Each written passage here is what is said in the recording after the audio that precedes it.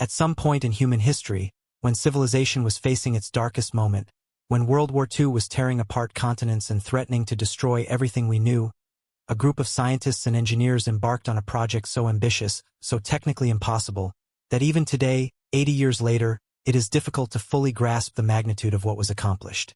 This is the story of the Manhattan Project, but not the story you know.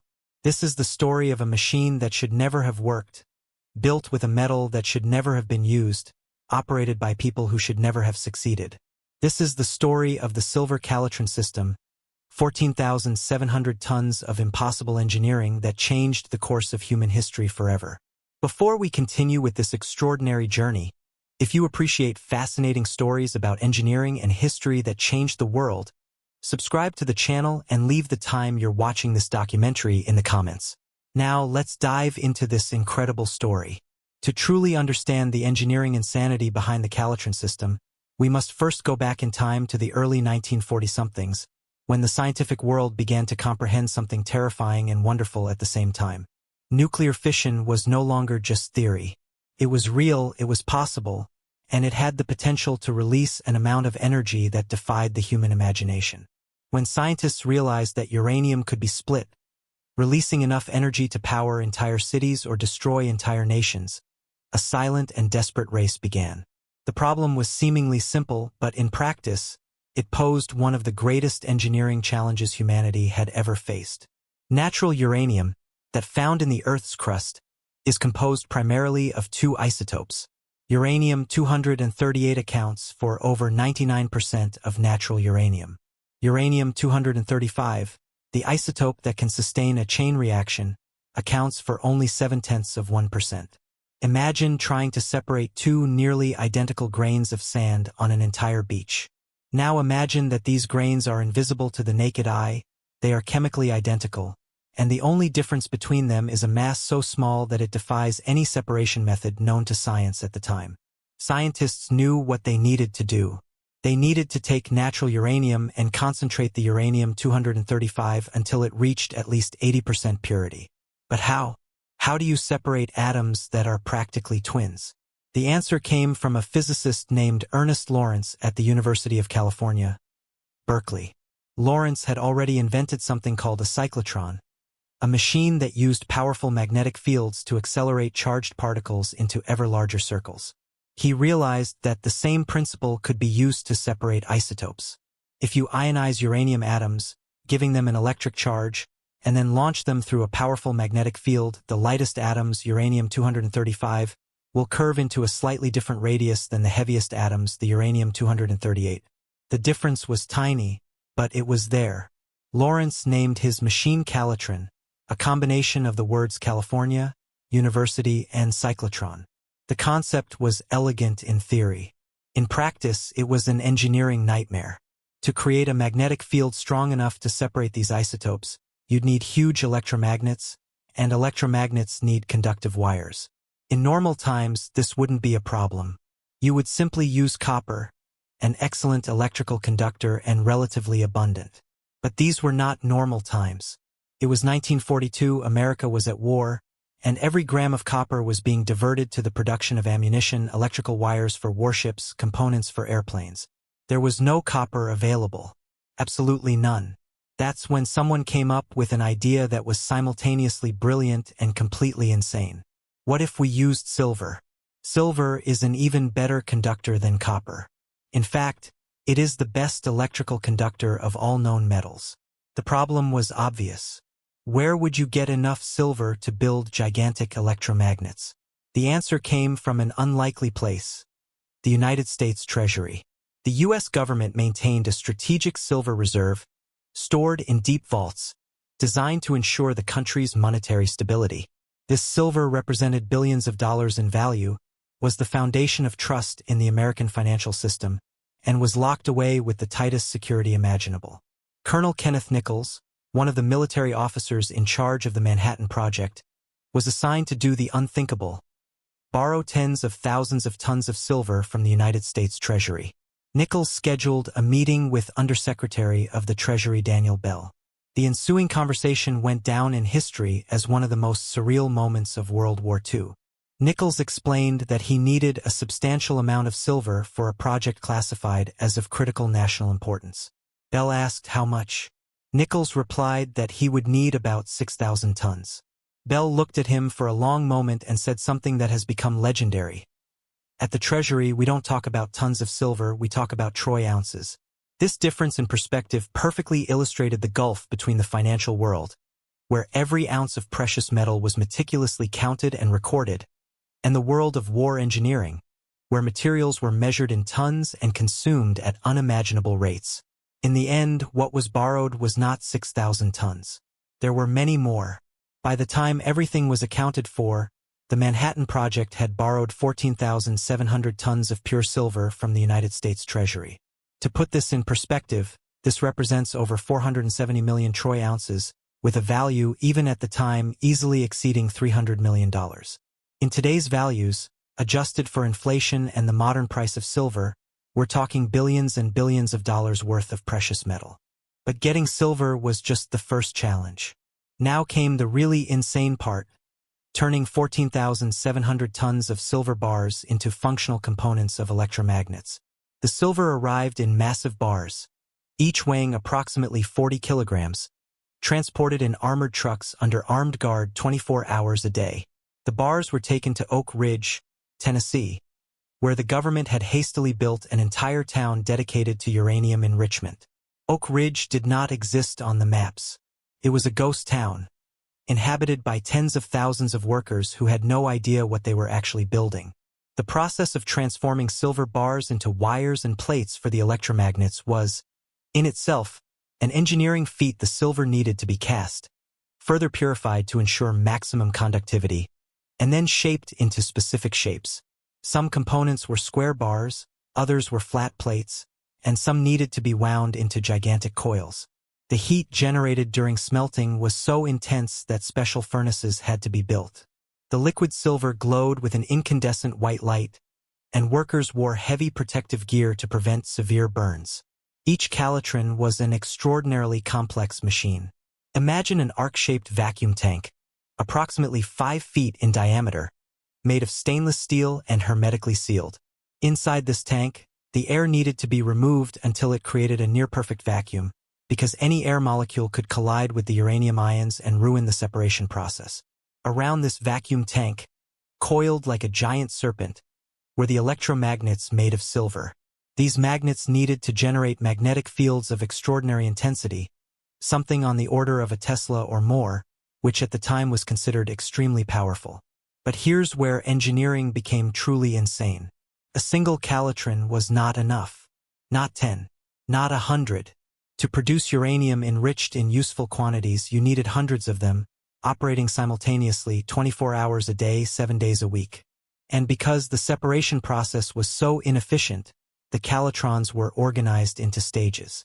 The first stage, called Alpha, took natural uranium and enriched it to perhaps 10 or 15% uranium-235. This partially enriched material was then fed into a second stage, called Beta, which further enriched it until it reached the purity levels required for the project. At the height of the operation, Oak Ridge had 5 massive buildings, each containing dozens of Calutrons. The buildings were called WWIIs, a meaningless designation deliberately chosen to confuse any spies who might be watching. Each building was a cathedral of technology, with ceilings high enough to accommodate the Calutrons and their support systems. The noise inside these buildings was deafening. The constant hum of electrical transformers, the hissing of vacuum pumps, the click-click of relays, and occasionally, the loud, frightening sound of an electric arc when something goes wrong. The amount of electricity consumed by the Calutron system was absolutely astronomical. We are talking about megawatts of energy being consumed continuously. To power operations at Oak Ridge, the Tennessee Valley Authority had to build new hydroelectric plants and expand existing ones. Power demand was so high that other parts of Tennessee experienced regular blackouts. Factories were forced to reduce production. Entire cities had to ration electricity. But Oak Ridge kept operating, draining electricity from the grid like an insatiable vampire, because every kilowatt of energy could mean a few more grams of enriched uranium, and every gram could mean the difference between victory and defeat in war. The magnetic fields generated by calutrons were so powerful that they created extraordinary and challenging effects. Any metal object that came too close was ripped from people's hands and drawn against the magnets with considerable force. Tools, pens, even the hairpins worn by working women could become dangerous if care was not taken. Wristwatches stopped working. Delicate instruments were affected. There have been cases of workers getting too close and feeling their muscles involuntarily contracting as magnetic fields induced electric currents in their bodies. The calutron's operation required precision that seemed impossible. The uranium ion beam had to be tuned to fractions of a millimeter exactness. Magnetic fields had to be kept absolutely stable, because any fluctuation, even tiny, would ruin the separation. Vacuum pressure had to be maintained at extremely low levels. And all of this had to happen simultaneously on hundreds of machines. It was like trying to juggle eggs while balancing on a tightrope during an earthquake. And here's one of the most surprising aspects of this whole story. Most of the people operating the calutrons had no idea what they were doing. For security reasons, the Manhattan Project has been compartmentalized to the extreme. The operators, many of them young women recruited from small Tennessee towns, received basic training in reading meters and adjusting controls, but were not told why they were doing it or what they were producing. They were instructed to keep certain indicators within specific zones on their control panels. If a red light came on, they would press a button. If a meter deviated, they turned a dial. It was like asking someone to drive a car without ever explaining what an internal combustion engine is. Ironically, this ignorance may have been an advantage. Physicists and engineers who fully understood the process were often paralyzed by the complexity of what they were trying to do. They knew all the things that could go wrong, all the variables that needed to be controlled, all the reasons why the system shouldn't work. The operators, free from this disturbing knowledge, simply did their job. They developed an intuition for their machines, learning to recognize subtle sounds and patterns that indicated when a calutron was working well or about to fail. Some became so skilled that they could detect problems even before monitoring instruments. Maintenance of the calutron system was an ongoing nightmare. The silver in the electromagnets conducted electricity so well that it minimally resisted the flow of current. But still, with the enormous amounts of electricity flowing through them, the magnets became hot. Very hot. Elaborate cooling systems had to be installed, pumping chilled water through channels dug in the silver itself. If cooling failed for only a few minutes, the silver would begin to soften, deforming the carefully calibrated magnetic fields and ruining the isotopic separation. Vacuum tanks were equally problematic. Maintaining a perfect vacuum is not easy under laboratory conditions. Doing this in a bathtub-sized chamber, operating continuously under extreme thermal and magnetic stress, was nearly impossible. Leaks were common. Together they failed. Seals cracked. Each time this happened, the calutron had to be shut down, opened, repaired, resealed, evacuated, and recalibrated. This process could take days, and during that time, that particular machine was not producing anything. And then there was the starting material problem. The uranium itself was incredibly difficult to work with. Before it could be fed into the calutrons, it had to be converted into uranium tetrachloride, a nasty chemical compound that is corrosive, toxic, and reacts violently with water. This chemical conversion process was carried out in separate facilities, and the handling of uranium tetrachloride required extreme care. Workers wore full protective suits and gas masks. Even so, accidents happened. Spills caused chemical burns. Inhaled vapors led to respiratory problems. And all the while, workers were being exposed to low-level radiation from uranium itself, although at that time, a full understanding of the dangers of radiation was still developing. Inside the calutrons, uranium tetrachloride was heated until it evaporated, and then ionized by passing the vapors through an electric arc. The resulting uranium ions were then accelerated by electric fields and bent by magnetic fields. At the end of their curved trajectory, the ions hit collectors, metal plates where they deposited. The collectors for uranium-235 were positioned slightly differently from the collectors for uranium-238, taking advantage of the tiny difference in their radii of curvature.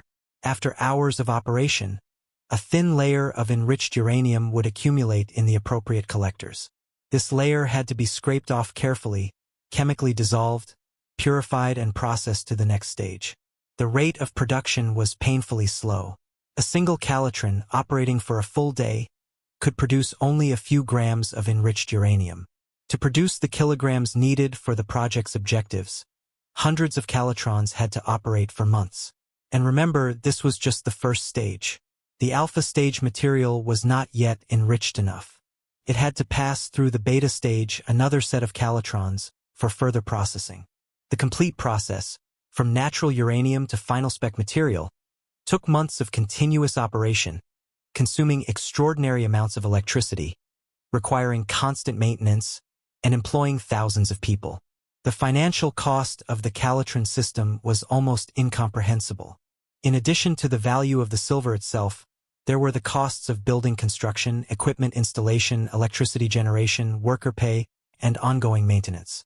Modern estimates suggest that the Calutron program cost more than $1 billion in 1940s currency, equivalent to tens of billions of dollars today.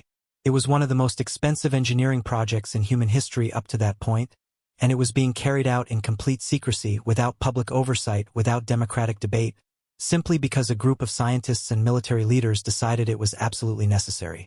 And the most amazing thing about all this? They knew it wasn't the best way. Even as Calutrons were being built, other scientists were working on alternative methods of uranium enrichment. Gas diffusion, a completely different process, was theoretically more efficient. But gaseous diffusion had its own monumental engineering challenges, and no one knew for sure whether it would work. The Calutron, as insane as it was something that could be built with existing technology. It was crude, it was inefficient, it was absurdly expensive, but it was doable. And in the midst of an all-out war, doable was good enough. There was also an element of competition between different groups of scientists. Ernest Lawrence and his staff at Berkeley were fiercely loyal to their Calutron. General Leslie Groves, the military leader of the Manhattan Project, was betting on multiple technologies simultaneously, hoping that at least one would work. Resources have been scattered among Calutrons, gaseous diffusion, and even more exotic electromagnetic methods. It was a science and engineering race like no other, with the highest stakes imaginable. Throughout this massive operation, silver safety was a constant concern. Armed guards patrolled the premises 24 hours a day. Every gram of silver was meticulously accounted for. When the Calutrons needed maintenance and the silver had to be temporarily removed, it was immediately weighed, recorded, and stored. At the end of the war, when the time came to return the silver to the Treasury, detailed accounting was carried out. Surprisingly, considering the chaotic scale of the operation, almost all of the silver was returned. Some ounces were lost, incorporated into components that could not be economically recovered or contaminated in such a way as to make recovery impossible, but the vast majority of the 14,700 tons returned to the Treasury vaults. The story of the silver Calutron system is much more than just a technical curiosity from World War II. It's a demonstration of what humans are capable of when faced with absolute necessity. It's a lesson in the real cost of war, not just in lives but in resources, in effort, in money. It is an example of how innovation can happen under extreme pressure, and how seemingly impossible solutions can be found when there is no alternative. But it's also a story about the unintended consequences of technological innovation. The enriched uranium produced by these Calutrons was used in the development of armaments that helped end World War II in August 1945. However, this moment also ushered in the nuclear age, a time when humanity came to have unprecedented technological capabilities. The scientists and engineers who worked on the Manhattan Project reflected deeply on the moral implications of their work for the rest of their lives. Some, like Robert Oppenheimer, became advocates of nuclear arms control and the peaceful application of atomic energy.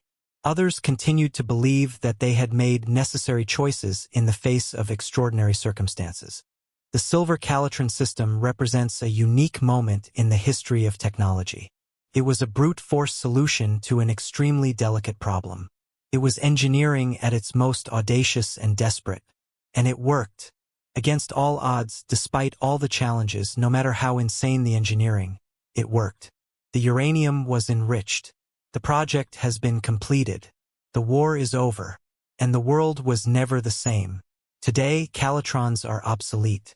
Modern uranium enrichment methods, particularly gas centrifugation, are orders of magnitude more efficient. A single modern centrifuge can do the work of tens of calutrons while consuming a fraction of the energy. But in the 1940s, gas centrifugation was still an emerging and unreliable technology. Calutrons were the only viable option. And when you look at what has been achieved, when you consider the absurd scale of the endeavor, when you think of the 14,700 tons of silver transformed into giant electromagnets, operating 24 hours a day, separating atom by atom, slowly building up the amount of enriched uranium needed to change the course of history, it is impossible not to feel a sense of wonder. This story also reminds us of the importance of large-scale cooperation. The Manhattan Project was not the work of a single genius or a single institution. It was a collaborative effort involving tens of thousands of people, from the brightest theoretical physicists to the young operators who kept the calutrons running, from the engineers who solved impossible problems on a daily basis to the Treasury officials who agreed to lend the nation's strategic silver reserve. Each person played a vital role, even if many never fully knew what that role was. The engineering lessons of the Calutron system remain relevant today. The project demonstrated the importance of redundant systems, the need for constant monitoring and maintenance, and the challenges of operating precision equipment on an industrial scale. Many of the principles developed during the Manhattan Project, from quality control techniques to project management methods, continue to be used in large engineering projects today. The experience of coordinating such vast efforts in complete secrecy has also influenced how governments and organizations approach subsequent classified projects. Furthermore, the story of Calutron is a reminder of the complex relationship between science and society. Science does not exist in a vacuum. Scientists are not neutral, dispassionate observers. They are part of society, influenced by world events, pressured by national needs, and sometimes forced to make morally ambiguous choices. The Manhattan Project put scientists at the center of decisions about war and peace, life and death. Some accepted this responsibility eagerly, others reluctantly, and still others tried to evade it. But none of them could completely escape the consequences of their work. When we think about the future of technology, the story of the silver calutron offers important lessons. It shows us that seemingly impossible solutions can be found when there is sufficient will and resources. But it also warns us about the dangers of developing powerful technologies without fully considering their implications. Nuclear energy could have been developed exclusively for peaceful purposes, for electricity generation and medical applications. Instead, its first large-scale use was military, and this history has shaped public perception of nuclear power for decades. The insane engineering of the Calutron system also illustrates a fundamental principle. Sometimes the only way to do something is to simply do it, even when it seems impossible. The engineers and scientists of the Manhattan Project faced problems that had never been solved before. There were no manuals. There were no experts to consult. They had to invent solutions in real time, learn from failures, adapt quickly, and keep moving forward no matter how daunting the obstacles seemed. This mindset, this refusal to accept the impossible, is what drives real innovation. And then there's the silver issue itself. 14,700 tons. It's hard to even visualize that amount. If you stacked all these silver bars, they would form a column taller than a 10-story building. If you spread them out, they would cover a soccer field with a layer of precious metal several inches thick. And all of this was molded, rolled, installed in complex machines used to generate colossal magnetic fields, and then, in the end, carefully disassembled and returned. The logistics involved in just transporting and handling so much silver is impressive in itself. Think also about the human element. The tens of thousands of workers in Oak Ridge lived in a town that didn't officially exist, doing work they couldn't discuss, producing something they couldn't name. The families were separated. Social life was severely restricted. The psychological stress of living under constant secrecy was immense. And yet, they continued. They went to work every day, operated their machines, solved their problems, and did their job. Why? Some believed they were doing something important for the war effort. Others just needed the job. And many simply had no choice, having been recruited or assigned to the project. The Calutron story also raises questions about governance and democracy. The Manhattan Project was authorized by President Franklin Roosevelt and later Harry Truman, but it was carried out in near-total secrecy.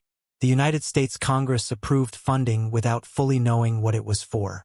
The American public had no idea that billions of dollars were being spent on a secret project related to the development of new military technologies.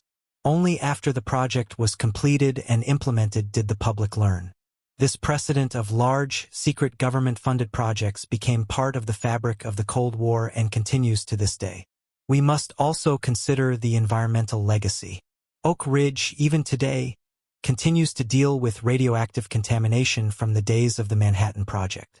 Soil, groundwater, and even some buildings remain contaminated with uranium, thorium, and other radioactive materials. Cleanup efforts continue, decades later, costing millions of additional dollars. The true environmental cost of the Calutron system and the entire Manhattan Project is still being calculated. It is a reminder that actions taken in the rush of war can have consequences that last for generations. The silver used in Calutrons was so pure, so perfectly conductive, that some of it is still used today in specialized scientific applications. Some of the original coils have been preserved in museums, silent testimonies of an extraordinary era. When you look at these silver coils, it's hard to imagine the history they contain, the magnetic fields they generated, the atoms they helped separate, and the role they played in changing the world. Looking back now, with the prospect of 80 years, we can see the silver Calutron system for what it truly was: a simultaneously brilliant and complex engineering solution to a seemingly insoluble problem. It was a triumph of human ingenuity and a testament to our ability to mobilize enormous resources when faced with an existential threat. But it was also a harbinger of the ethical and practical dilemmas that would come to define the nuclear age. The same technical capability that allows us to split the atom and release its energy also carries with it great responsibilities. How we use this power, how we control it, how we ensure it serves humanity constructively, these are questions that remain pressing today. The history of the silver Calutron system teaches us that engineering, at its core, is about solving problems using available resources. Sometimes these resources are scarce. Sometimes problems seem impossible. But with creativity, determination, and a willingness to try unconventional approaches, solutions can be found. The engineers and scientists of the Manhattan Project did not have the luxury of ideal conditions. They had a war to win, an impossible timetable to meet, and resources that, though vast, were still limited. So they borrowed 14,700 tons of silver from the Treasury, built hundreds of giant machines that weren't supposed to work, and separated atoms one by one until they had enough to change the world. Was it insane? Absolutely. Was it the only way? Probably. Did it work? Yes. And it is this combination of insanity and effectiveness that makes the silver Calutron system one of the most remarkable engineering achievements in human history. It wasn't elegant. It was not efficient. But it was effective, and in the end, in times of war, effectiveness is all that matters. This journey through the history of the silver Calutron system reminds us that human progress, especially in times of crisis, often comes from bold decisions, risky experiments, and a refusal to accept the status quo. Reminds us that true innovation is not just about having brilliant ideas, but about executing them, about turning theoretical concepts into physical reality, no matter how difficult. And it reminds us that every great technical achievement brings with it moral and ethical responsibilities that cannot be ignored. At the end of this extraordinary story, we are left to reflect on what it means to be human in an era of increasingly powerful technology. The silver Calutron system was built by ordinary people who did extraordinary things. It was built with a precious metal that we normally keep in safes, transformed into technological components for the war effort. Separated invisible atoms to develop new energy capabilities. And all of this happened in a secret town in Tennessee, operated by tens of thousands of people who kept the secret until the project was revealed to the world. It is a story of human achievement and profound challenges, of brilliant ingenuity and difficult decisions, of mass cooperation and absolute secrecy. It is a story that has no simple conclusion, no direct moral lesson. But it is a story we need to know, understand, and remember. because the capability that allowed us to build the silver Calutron system, the same ability to mobilize enormous resources, solve impossible problems, and transform the world through technology, is still with us today. How we choose to use it will determine the future of our species. And so ends the story of the insane engineering of the 14,700-ton silver Calutron system. A story of precious metal and split atoms, of giant magnetic fields and tiny separations, of ordinary people doing the impossible and changing the course of history forever. May the Lord God give us wisdom to use the knowledge and power we have gained for the good of humanity. And may we always remember the lessons of the past as we build the future.